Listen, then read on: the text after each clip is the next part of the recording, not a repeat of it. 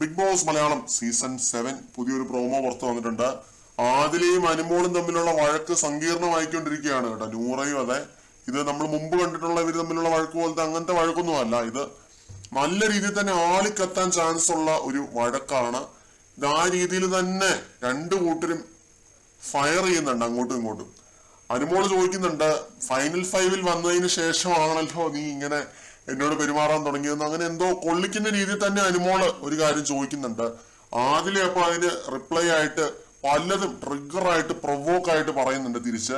ഇവർ രണ്ടുപേരും കേട്ടോ, രണ്ടുപേരും അങ്ങോട്ടും ഇങ്ങോട്ടും നല്ല രീതിയിൽ തന്നെ വഴക്കായി ഒരു റൈവൽറി ഡെവലപ്പായി വരുന്ന കാഴ്ചയാണ് കാണുന്നത്. പട്ടാ ഗേൾസ് പൂർണ്ണമായിട്ടും അടിച്ചു പിരിഞ്ഞിരിക്കുകയാണ്. ഇന്ന് ആ ഒരു പ്രശ്നം നടന്നിട്ട് ഇവർ സംസാരിച്ച് സോൾവ് ആക്കാനൊന്നും ശ്രമിച്ചില്ല, പിണങ്ങി തന്നെ ഇരിക്കുകയായിരുന്നു.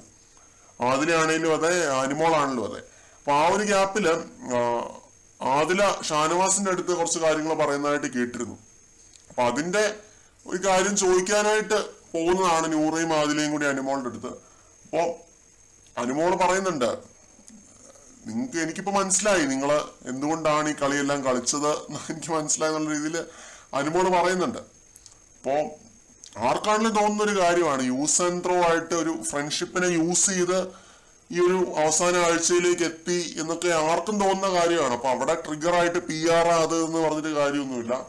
അനുമോൾക്ക് PR ഉണ്ടെന്ന് അനുമോൾ ഓപ്പൺ ആയിട്ട് അവിടെ സംബന്ധിച്ചിട്ടുള്ള കേസുമാണ്. അപ്പോ ഇവര് ഈ പട്ടാ ഗേൾസ് എന്ന് പറയുന്ന ഈ ഒരു കോംബോ തന്നെ നാടകമായിരുന്നു എന്ന് പ്രേക്ഷകരുടെ മുമ്പിലേക്ക് തുറന്നു കാണിക്കുന്ന രീതിയിലാണ് ഇവര് ഫൈറ്റ് ചെയ്തുകൊണ്ടിരിക്കുന്നത്. അപ്പൊ ഇതില് ഒരു അർത്ഥമുള്ളതായിട്ട് എനിക്ക് തോന്നുന്നില്ല. പട്ടാ ഗേൾസ് എന്ന് പറയുന്നതിന് ഒരു നാടകമായിരുന്നു എന്നാണ് ഇപ്പൊ ഫീൽ ചെയ്യുന്നത്. അങ്ങനെയൊക്കെ നോക്കുവാണെങ്കിൽ അക്ബറിന്റെ കുരുതി ടീമുകൾ തമ്മിൽ ഇതിലും കൂറുണ്ടായിരുന്നു കാണും അങ്ങോട്ടും ഇങ്ങോട്ടും.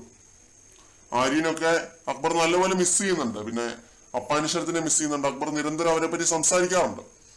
ഇതാണ് നമ്മൾ മനസ്സിലാക്കേണ്ടത്. കൂടുതൽ അപ്ഡേറ്റ്സുമായിട്ട് വീണ്ടും കാണാം.